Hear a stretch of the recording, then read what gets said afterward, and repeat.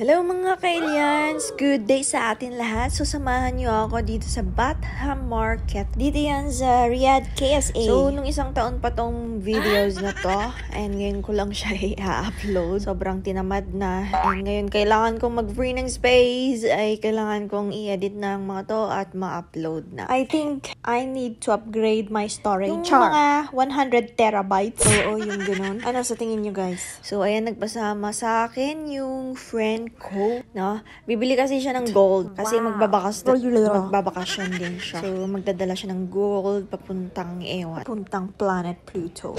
Nakalimutan ko na kung saan. So, unang punta namin is ito pala, itong Peking Gold. Madimot lang madlaw, di ba? Oh, kitam. Kaya wag kayong maano dyan. Kasi may iba dyan na hindi naman talaga gold ang gamit nila, kundi accessory lang. Bili na din kayo guys para mukhang mayaman tayong lahat.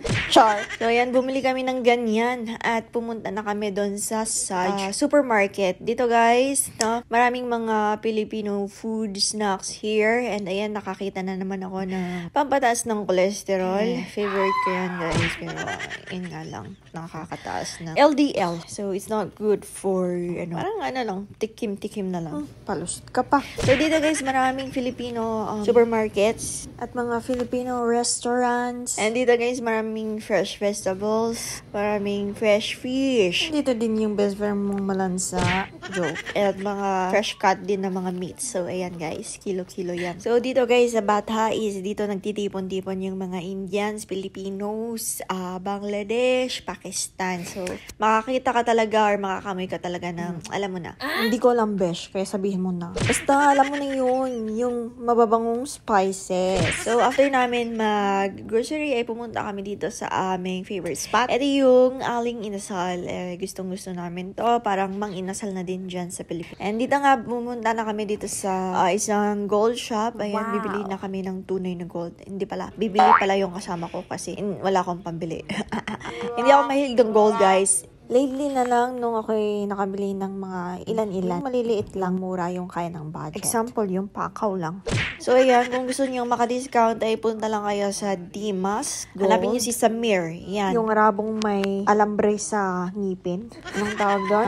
Okay, braces. Bibigyan kayo niyan ng discount. Sabihin niyo 100% na discount. Sabihin niyo lang yung pangalan ko. For sure yan, bibigyan niya kayo. Nagbayag na gito yun. Ang tagal nilang mag-discussion guys. Ganun talaga. Pag wala tayong pambili, nanonood na lang tayo guys. So ayan, nagbayad na ang beshi mo. Parang bibilhin lahat ng gold eh. Bilhin mo din kaya yung arabong yan. Ang tagal eh. I think earring yung binili niya dito guys. And then ako naman, tingin-tingin lang. Wala na yung mambili. Tsaka na, kawawa naman ako. Wala akong pambili. Baka naman may maawa sa akin. Char. Asawain ko na lang kaya yung arabo.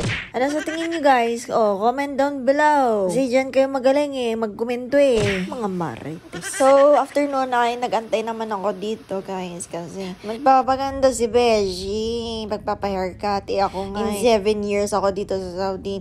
Never akong nagpa-salon. Pakal mo na lang ako guys. Ako lang talagang gumigipit sa aking hair. So, past 12 na kami nakauwi guys. Sobrang pagod.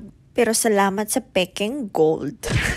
Joke. So, yun lang mga ka-aliens. I see you on my next video. Mas salam!